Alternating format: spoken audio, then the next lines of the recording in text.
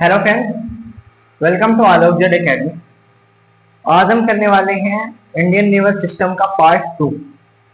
पहले पार्ट में हमने पढ़ा था इंडस रिवर सिस्टम के बारे में और इस पार्ट में हम पढ़ने वाले हैं गंगा रिवर सिस्टम के बारे में।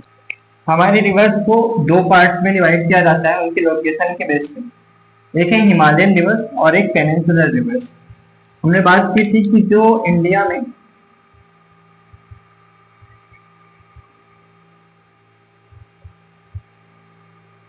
ये लाइन ऑफ कैंसर के नीचे की रिवर्स है, यहाँ की रिवर्स ये पेनिनसुलर रिवर्स में आती है और यहाँ के ऊपर की जितनी रिवर्स है उनको हिमालयन रिवर्स कहा जाता है। हिमालयन रिवर सिस्टम को हम तीन टाइप से पढ़ते हैं। एक इंडस रिवर सिस्टम यानी इंडस रिवर और इसकी ट्रिब्यूटरीज, एक है गंगा रिवर सिस्टम यानी गंगा रिवर और इसकी ट्रिब्यूटरीज, और एक है ब्रह्मपुत्र रिवर सिस्टम, इसमें ब्रह्मपुत्र रिवर और इसके ट्रिब्यूटरीज को स्टडी हम करते हैं। हमने अपने पहले वीडियो में पहले पार्ट में इंडस रिवर सिस्टम को कवर किया है। इसके बाद अब हम इस पार्ट में गंगा रिवर सिस्टम को कवर करने वाले हैं। अगले पार्ट में हम ब्रह्मपुत्र रिवर सिस्टम की बात करेंगे और उसके बाद हम पेनिनसुलर रिवर की ओर आगे बढ़ेंगे। Let's get started.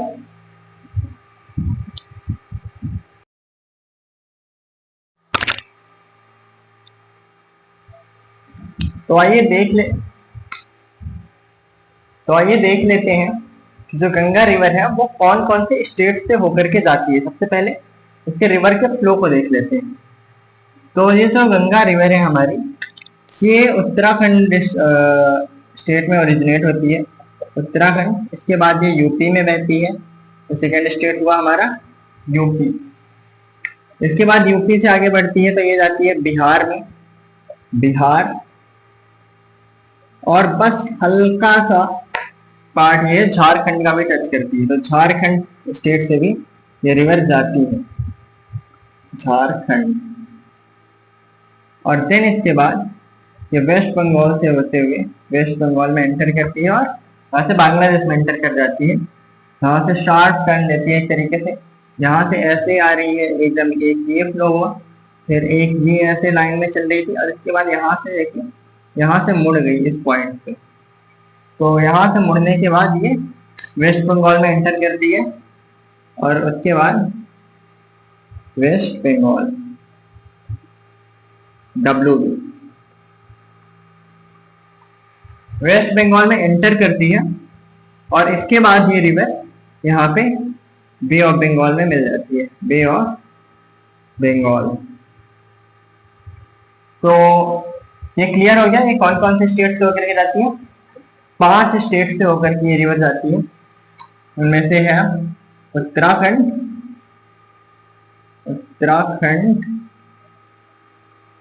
सेकंड है यूपी उत्तर प्रदेश, थर्ड है बिहार, फोर्थ है झारखंड एंड फिफ्थ है वेस्ट बंगाल। आइए अब इसको हम थोड़ी सी डिटेल में पढ़ लेते हैं कि गंगा रिवर कैसे कैसे जाती है, क्या क्या इसके इंपॉर्टेंट वो है एस्पेक्ट।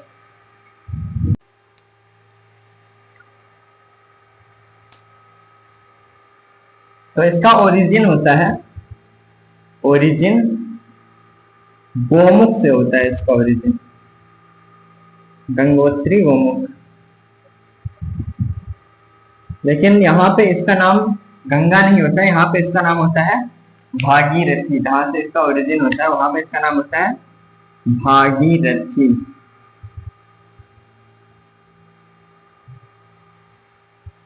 भागीरथी ये उत्तरकाशी डिस्ट्रिक्ट में है, उत्तराखंड से, उत्तरकाशी ये उत्तराखंड है और इसका ये ऊपर वाला जो हिस्सा है ये हो गया उत्तरकाशी, उत्तरकाशी डिस्ट्रिक्ट। तो यहाँ पे गंगा रिवर है भागीरथी।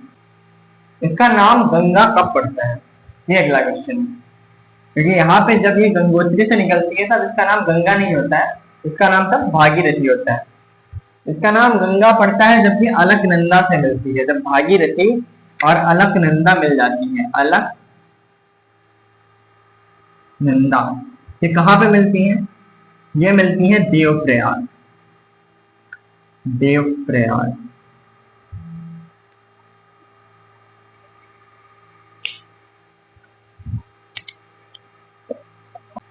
अलकनंदा नदी के बारे में बात करें तो अलकनंदा रिवर जो है ये निकलती है सातोपंथ ग्लेशियर से। सातोपंथ ग्लेशियर ये कहाँ पे है? सातोपंथ ग्लेशियर आप में से बहुत सारे लोगों को ये जगह पता होगी, यहाँ तक कि सबको ही पता होगी ये जगह। ये है बद्रीनाथ। अब उत्तराखंड में बद्रीनाथ और केदारनाथ, हरिद्वार, ऋषिकेश, ये चार नाम किसी ने नहीं सुने हुए तो हो ही नहीं सकता। तो सातोपंथ ग्लेशियर के पास से ये अलकनंदा नदी निकलती है और ये जो है ये लॉन्गर देन भागीरथी भी है। ये भागीरथी से भी लंबी है, लेकिन जब हम पुराणों की बात मानते हैं तो भागीरथी ज्यादा मुख्य नदी है, अलकनंदा मुख्य नदी नहीं है। ये इसमें 5 प्रयाग बनते हैं, पंचप्रयाग। पंचप्रयाग 5 प्रयाग है ना, पंचप्रयाग। पंचप्रयाग कौन कौन से हैं की बात करेंगे। ये जो 5 प्रयाग है इनमें से जैसे अलकनंदा यहाँ से चलती है तो इसमें अलग अलग नदियां आकर के मिलती रहती हैं, तो इसकी वजह से 5 प्रयाग बनाती है। विष्णु प्रयाग, नंद प्रयाग,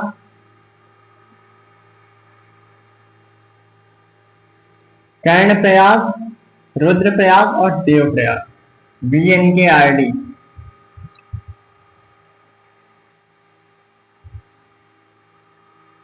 VN तो वीडियो एडिटर का नाम है, VN, और KRD कैसे भी तरीके से इनका कोई फुल फॉर्म बना लो, अच्छा सा याद करने के लिए इनके मैं नाम लिख देता हूं। विष्णु प्रयाग, विष्णु प्रयाग, नंद प्रयाग, कर्ण प्रयाग,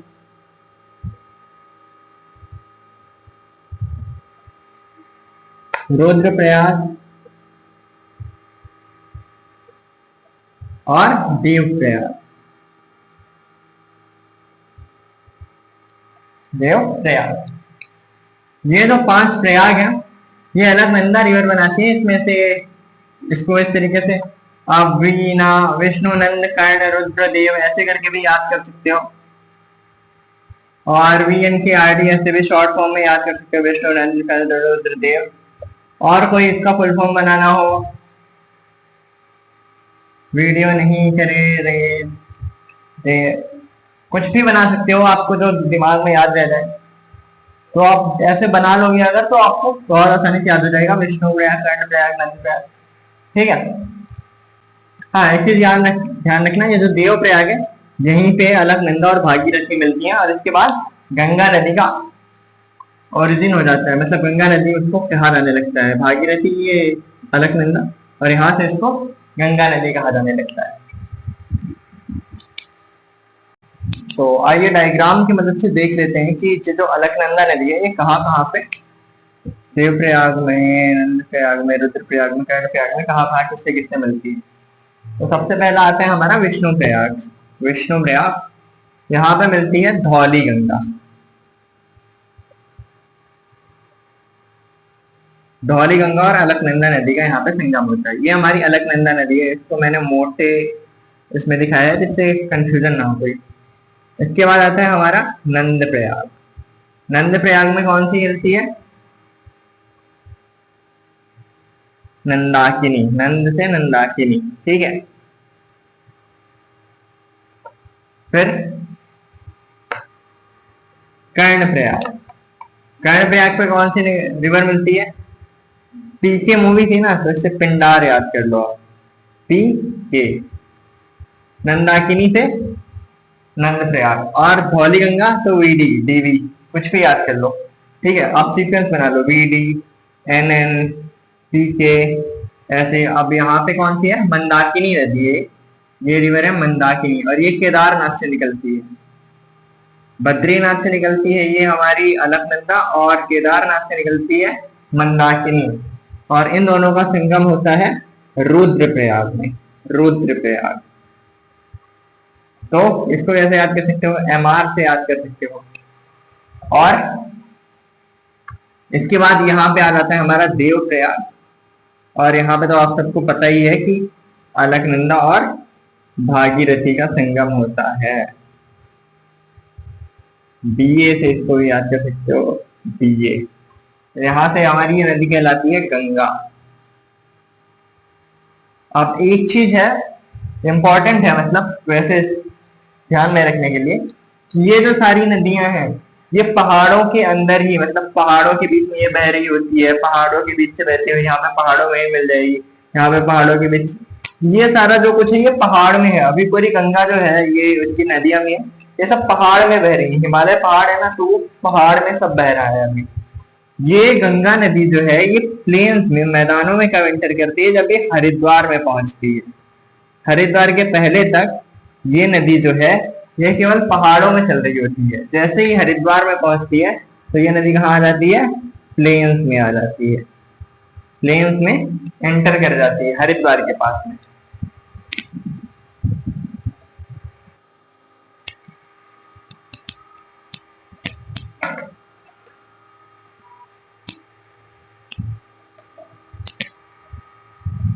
तो आइए देख लेते हैं कि गंगा नदी जो है ये हमारे भारत में किस तरीके से बहती है, इसका इंडिया में फ्लो क्या है। ये बहुत कॉमन चीजें हैं और आप लोगों को बहुत जल्दी याद हो जाएंगी। तो गंगा नदी जो है ये तो हमने पता कर लिया कि गंगोत्री से निकलती है, और देवप्रयाग से गंगा नाम पड़ता है इसका।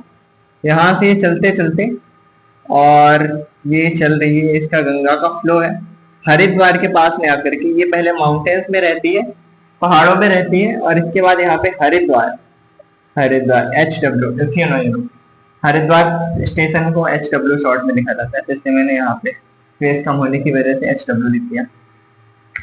तो ये जो यहाँ पे है हरिद्वार पे आकर के प्लेन्स में एंटर कर जाती है, और यहाँ के बाद ये बहती हुई ऐसे एकदम पूरा यहाँ से एक टर्न लेती है, और इसके बाद एकदम स्ट्रेट लाइन में बहती है, और जब प्रयागराज के पास में आती है तो आप सब लोगों को पता होगा गंगा, यमुना और सरस्वती त्रिवेणी संगम, त्रिवेणी संगम होता है हरिद्वार में, त्रिवेणी संगम एट हरिद्वार, सॉरी प्रयागराज, प्रयागराज, ठीक है। तो यहाँ पे होता है त्रिवेणी संगम। त्रिवेणी संगम में गंगा और यमुना के अलावा एक और कौन सी तीसरी नदी का वर्णन है, गंगा, यमुना और सरस्वती।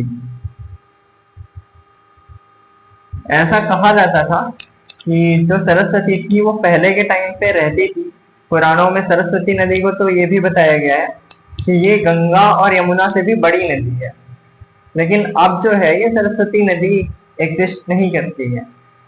लेकिन अभी भी मतलब कुछ लोग ऐसा मानते हैं कि अंडरग्राउंड शायद वो बहती है, और इन तीनों नदियों का संगम स्टिल प्रयागराज में होता है, तो इसलिए इसको त्रिवेणी संगम कहा जाता है। तो हरिद्वार ये हो गया गंगोत्री, गंगोत्री, हरिद्वार और प्रयागराज।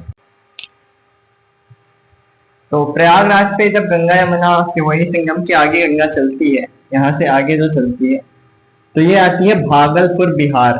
ये एक प्लेस है, आपको जानने की जरूरत है। भागलपुर बिहार, बिहार जिले में, अरे बिहार राज्य में। बिहारियों के बारे में आपने ये चीज तो सुनी होगी कि वो कुछ भी कर सकते हैं, वो पुल उठा सकते हैं, वो रेलगाड़ी को धक्का दे सकते हैं। गाना भी ये फेमस है ना आजकल, ठोक देंगे कट्टा कपार में, आइए ना हमारा बिहार में। तो बिहार में ही बड़े बड़े कांड होते हैं, तो यहाँ पे भी एक बहुत बड़ा काम हो गया। ये जो नदी थी अभी तक ऐसे बह रही थी, आप इसको देखिए, ये ऐसे बह रही थी, और इसके बाद भागलपुर में आने के बाद ऐसे बहना स्टार्ट हो गई ये। तो ये इतना बड़ा कांड कर दिया बिहार वाला। यहाँ पे आने के बाद ये जो है, ये फरक्का एक जगह आती है पश्चिम बंगाल में, फरक्का, फरक्का। तो फरक्का जगह पे आकर के ये जो गंगा है ये दो पार्ट्स में डिवाइड हो जाती है। जब एक नदी दो हिस्सों में डिवाइड होती है ना, जब एक नदी ऐसे चल रही है और इससे एक धारा अलग हो गई और बाकी की नदी आगे चली गई, तो इस नदी को, ये जो नदी है इसको बोलते हैं डिस्ट्रीब्यूटरी।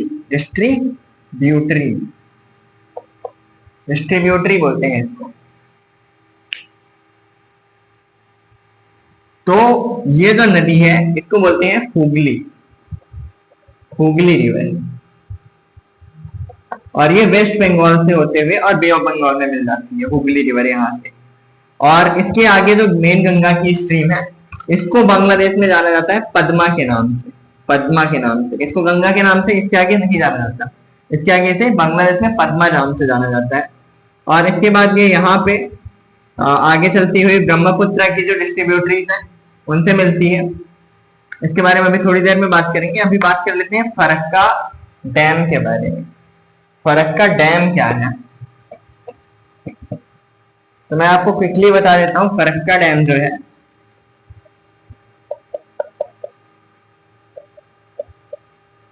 ये वेस्ट बंगाल में है। ये फरक्का, ये जो है ये जगह ये अलग है, फरक्का डैम अलग है। डैम का मतलब होता है एक बांध टाइप से, कंप्लीट बांध तो नहीं लेकिन एक बांध टाइप से, ठीक है। तो इसमें क्या होता है कि ये मुर्शिदाबाद डिस्ट्रिक्ट में है, मुर्शिदाबाद डिस्ट्रिक्ट, वेस्ट बंगाल। इसका काम क्या है कि कंट्रोल फ्लो ऑफ गंगा।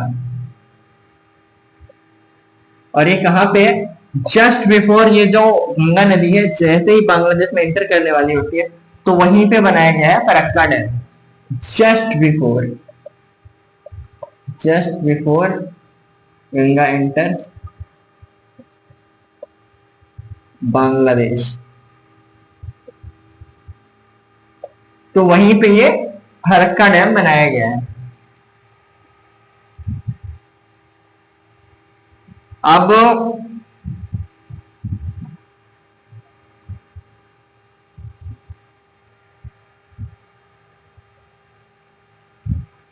इसके आगे जो गंगा नदी है वो बांग्लादेश में चली जाती है और फरक्का डैम से एक जो है एक वाटर सप्लाई है वो हुगली रिवर को पहुंचा दी जाती है, वाटर सप्लाई तो हुगली, ठीक है। तो इसकी एक यहाँ से निकलती है और ये हुगली नदी में मिल जाती है, इसकी एक लाइन।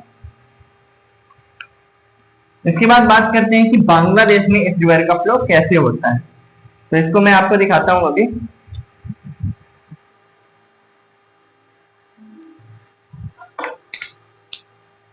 ठीक है, तो ये जब बांग्लादेश में एंटर करती है गंगा नदी तो इसको यहाँ पे पद्मा नाम से जाना जाता है। और यहाँ से आगे तो नहीं, यहाँ पे इसको पद्मा नाम से जाना जाता है, पद्मा।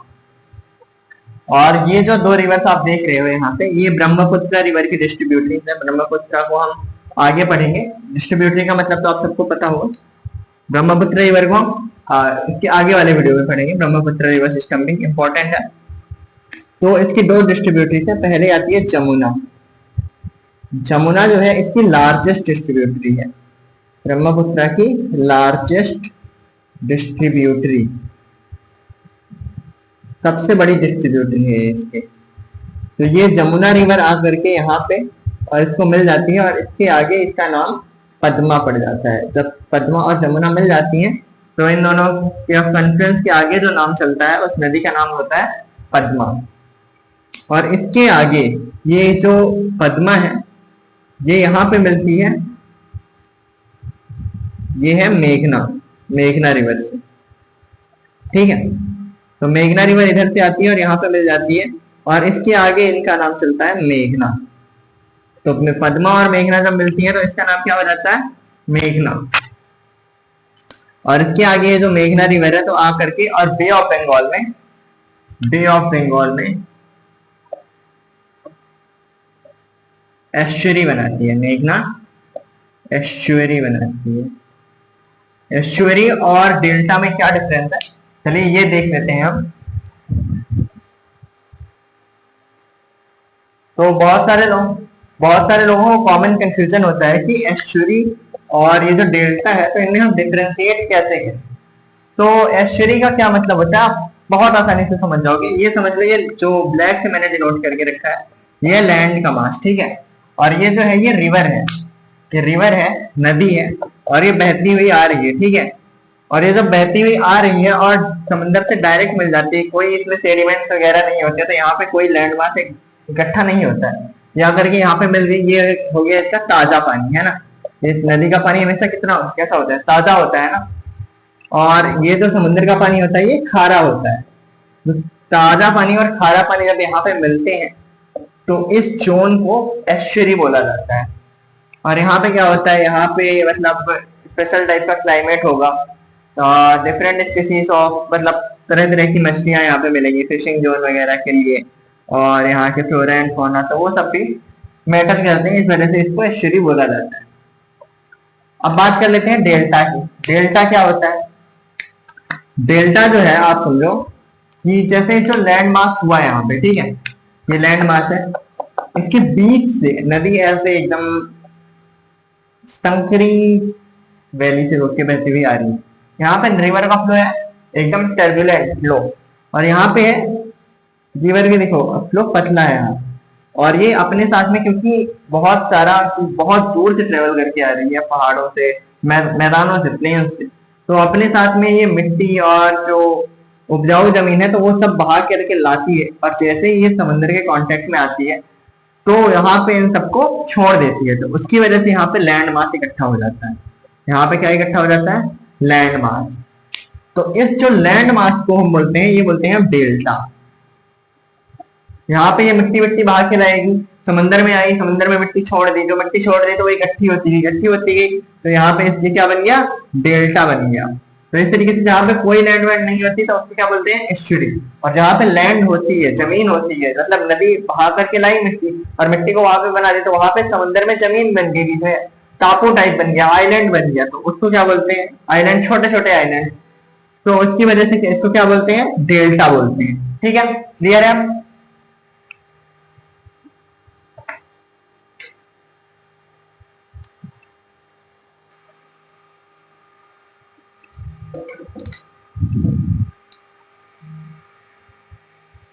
तो जब हमने डेल्टा और एस्चुरी कवर कर लिया है, तो आइए बात कर लेते हैं इंडिया के, इवन वर्ल्ड के लार्जेस्ट डेल्टा की। Largest delta made by a river, एक रिवर के द्वारा बनाया गया सबसे बड़ा डेल्टा है सुंदरवन डेल्टा। सुंदरवन डेल्टा ये तो है, ये बांग्लादेश और ये वेस्ट बंगाल दोनों जगहों पे ये कॉमन रूप से बनाया गया है। बे ऑफ बंगाल में जब गंगा नदी और इसकी डिस्ट्रीब्यूटरी हुगली नदी यहाँ पे गिरते हैं तो यहाँ पे क्या फॉर्म होता है? सुंदरवन डेल्टा।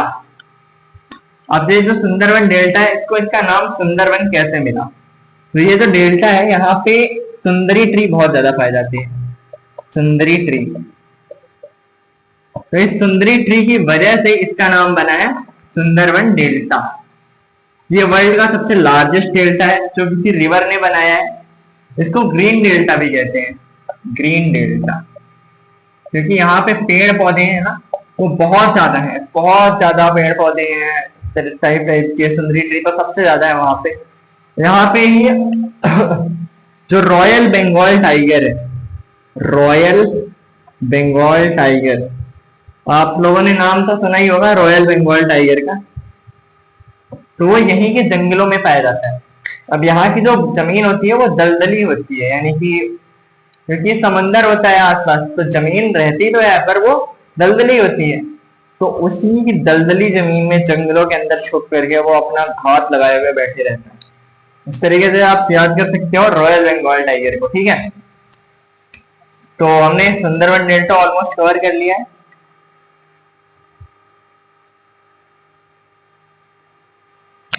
एक चीज और है, इसी को मैंग्रोव, मैंग्रोव फॉरेस्ट बोलते हैं। यहाँ का जो फॉरेस्ट है, इस फॉरेस्ट को क्या बोलते हैं? Mangrove forest. Mangrove, MANGROVE, mangrove forest. Hindi के लिए मैं लिखता हूँ मैंग्रोव, मैंग्रोव फॉरेस्ट। ठीक है, आइए आगे चलते हैं।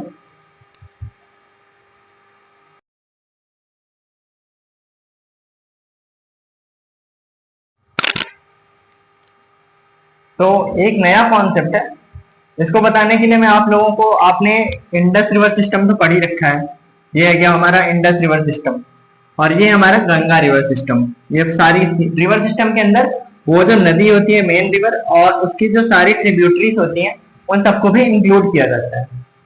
अब आप यहाँ पे एक पैटर्न देखोगे कि ये जो यमुना रिवर है इसकी, और ये जो सतलज रिवर है इंडस रिवर सिस्टम की, तो इसको हम गंगा रिवर सिस्टम में बोलेंगे। यहाँ गंगा रिवर सिस्टम और इंडस रिवर सिस्टम यहाँ पे इतने पास हैं, इतने ज्यादा पास हैं, आपको नहीं लगता कि इन दोनों का पानी शायद मिल भी जाता और शायद ये यहाँ से या फिर कैसे भी जा सकते थे। यहाँ पे इनका पानी नहीं मिल रहा है, इतने ज्यादा क्लोज है जबकि तब भी। तो इसके पीछे का रीजन क्या है? इसके पीछे का रीजन है water divide. Water divide, water divide है इसके पीछे का रीजन। वाटर डिवाइड क्या होता है? ये एक ऐसा माउंटेन होगा, या तो माउंटेन होगा, या तो कोई अपलैंड होगा।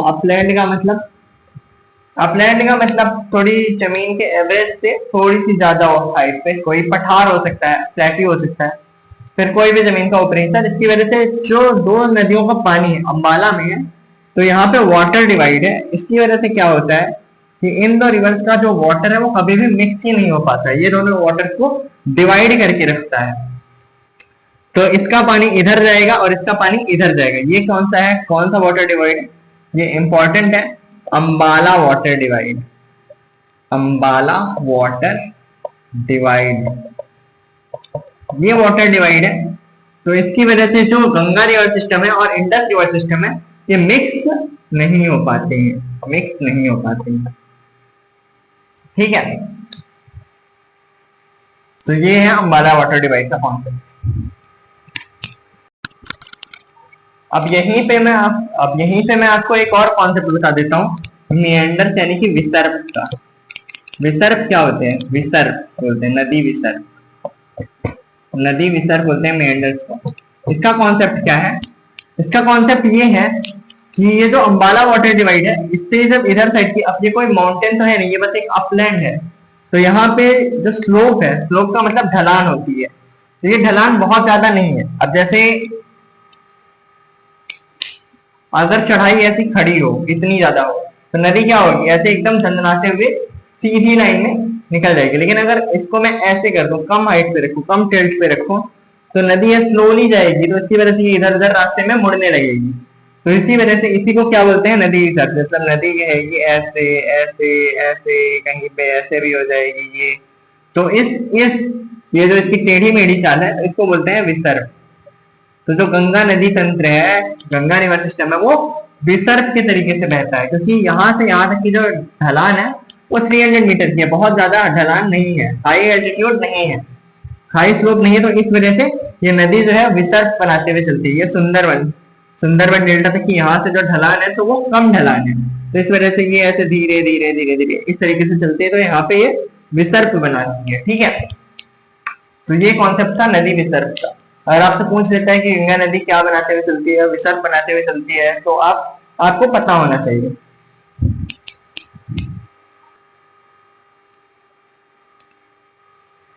तो आइए गंगा नदी के बारे में कुछ इंपॉर्टेंट पॉइंट्स पे बात कर लेते हैं।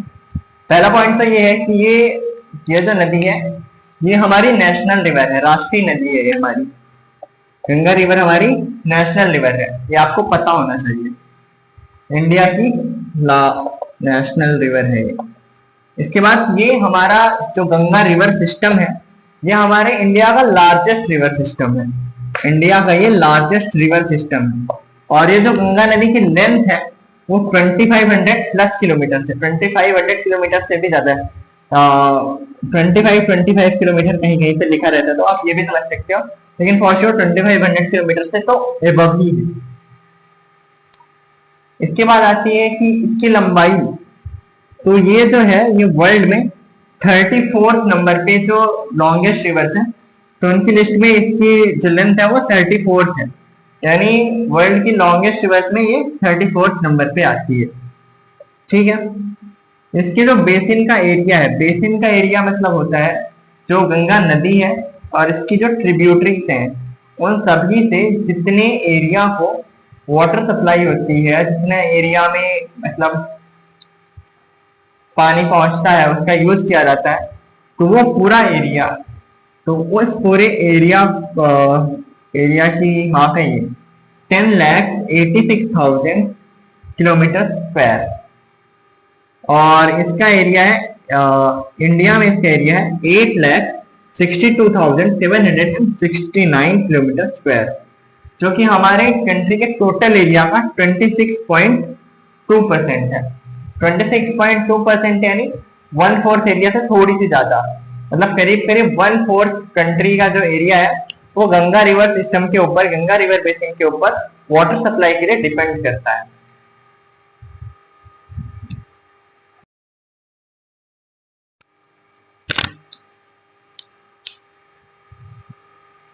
चलिए फाइनली बात कर लेते हैं गंगा रिवर के ट्रिब्यूटरीज के बारे में। तो ट्रिब्यूटरीज को हम दो पार्ट में डिवाइड करते हैं, इनको आप ऐसे ही याद रखिएगा, लेफ्ट बैंक ट्रिब्यूटरीज और राइट बैंक ट्रिब्यूटरीज। इसमें ये देखिए, जो लेफ्ट बैंक ट्रिब्यूटरीज है इनको रेड से मार्क किया हुआ है और राइट बैंक ट्रिब्यूटरीज को ग्रीन से मार्क किया हुआ है। अब सबसे पहले हम बात कर लेते हैं राइट बैंक ट्रिब्यूटरीज की, क्योंकि ये इजी है। राइट बैंक ट्रिब्यूटरीज को हम दो ट्रिब्यूटरीज है मेन गंगा रिवर की, और यहाँ पे हुगली की ट्रिब्यूटरीज हैं, तो उनकी भी हम बात करेंगे। यमुना है एक, यमुना रिवर बात कर लेते हैं। यहाँ इसके किनारे दिल्ली शहर बसा हुआ है, दिल्ली में गंगा यमुना की सफाई के बारे में भी बहुत पॉलिटिक्स में चर्चा हुई थी, तो ये याद रखिएगा। यमुना एक रिवर है, और एक रिवर है सोन, सोन रिवर है एक। अब थोड़ी और इंपॉर्टेंट है इसमें, यमुना की जो ट्रिब्यूटरीज है उनको भी कभी कभी पूछ लेता है, तो ये है चंबल, सिंध, बेतवा और केन।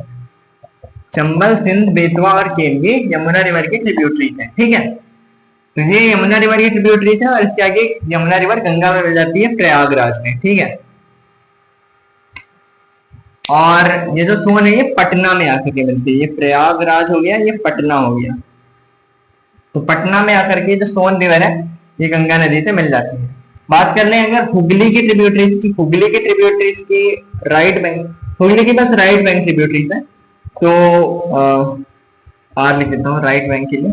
एक है अजय, एक अजय और एक है दामोदर, और इसकी दो ट्रिब्यूटरीज है, एक अजय हो गई और एक दामोदर।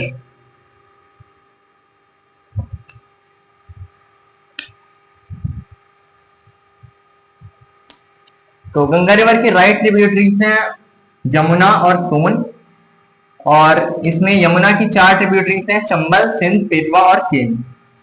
और हुगली की ट्रिब्यूटरीज जो कि गंगा की एक डिस्ट्रीब्यूटरी है, इसकी ट्रिब्यूटरीज हैं अजय और दामोदर।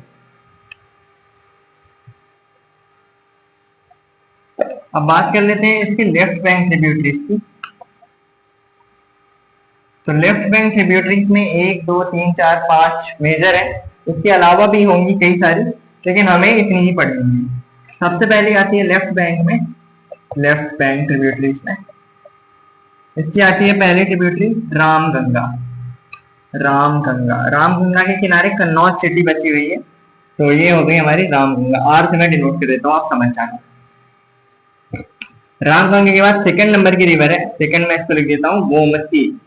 गोमती नाम है, और इसके किनारे लखनऊ शहर है, लखनऊ, ठीक है। फिर इसके बाद थर्ड नंबर की जो रिवर है हमारी, ये है घाघरा, घाघरा रिवर, और ये भी पटना के पास में आकर के गंगा नदी से मिल जाती है लेफ्ट साइड में, तो ये थर्ड नंबर की हो गई। फोर्थ नंबर की रिवर है हमारी गंडक, ये नंबर 4 की रिवर है। और इसके बाद नंबर 5 की रिवर है कोसी। कोसी रिवर जो है इसको बिहार का शोक भी कहा जाता है, सोरो ऑफ बिहार भी कहा जाता है, क्योंकि ये जो है ये हर बार अपना कोर्स जो है, मार्ग होता है, ये बदलती रहती है, और इसका फिक्स नहीं है कि कहाँ पे मिलेगी, कैसे भी यहाँ पे भी आकर के मिल सकती है, यहाँ पे भी आकर के, तो इसीलिए कोसी रिवर को सोरो ऑफ बिहार कहा जाता है। और इस तरीके से जो गंगा रिवर सिस्टम था उसके बेसिक्स हमने कवर कर लिए हैं। मिलते हैं आपसे अगले वीडियो में ब्रह्मपुत्र रिवर सिस्टम के साथ में, उसके बाद हम पेनिनसुलर रिवर्स को कवर करें।